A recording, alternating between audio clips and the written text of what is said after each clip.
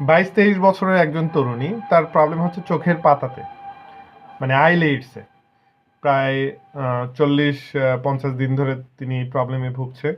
Problem হচ্ছে এখানে দানা দানা সদৃশ কিছু একটা হয়েছে, যেটাকে আমরা ইংরেজিতে বলি গ্রেনুলার লেইটস, লাইক ব্লিস্টার। আসলে এটা ছোট ছোট দানার মতন আর কি।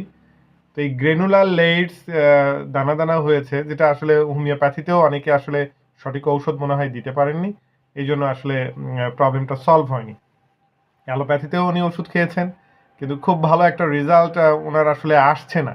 সামনে তার আসলে ওনার বিয়ে, সামনে বিয়ে, এটা নিয়েও আসলে উনি চিন্তিত যে সামনে একটা শুভ দিন, এটা তাড়াতাড়ি আসলে সলভ হওয়া প্রয়োজন।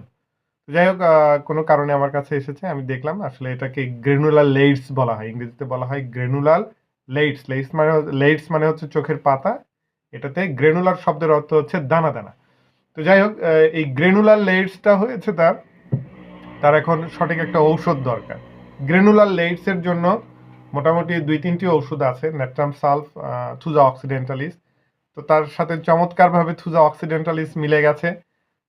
গত 12-13 দিন আগে আমি ওষুধ দিয়েছি, তিনি এখন আসলে থুজা অক্সিডেন্টালিসে সম্পূর্ণ সুস্থ।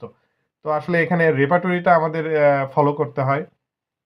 প্রতিটা ভালো ভালো বইয়ের পেছন দিকে আসলে রেপার্টরি থাকে। রেপার্টরি গুলো আসলে একটু আমরা দেখব।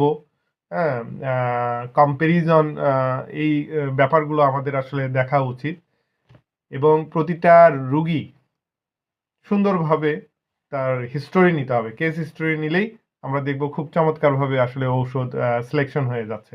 তবে রেপার্টরির উপর একটা ভালো একটা নলেজ আমাদের থাকতে হবে। শুধু রেপার্টরি না, প্রতিটা ঔষধ খুব চমৎকারভাবে যদি আমরা পড়ি, তাহলে কিন্তু এই ধরনের প্রবলেম খুব সহজেই সলভ হয়ে যায়।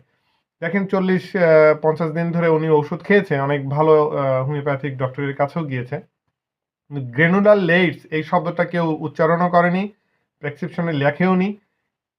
চোখের পাতাতে পাতাতে যে ছোট ছোট দানা দানা, লাইক ব্লিস্টার, এইরকম যে হয়, এটা আসলে অনেকে আসলে আমি জানি না তারা প্রেসক্রিপশনে কেন লিখলো না।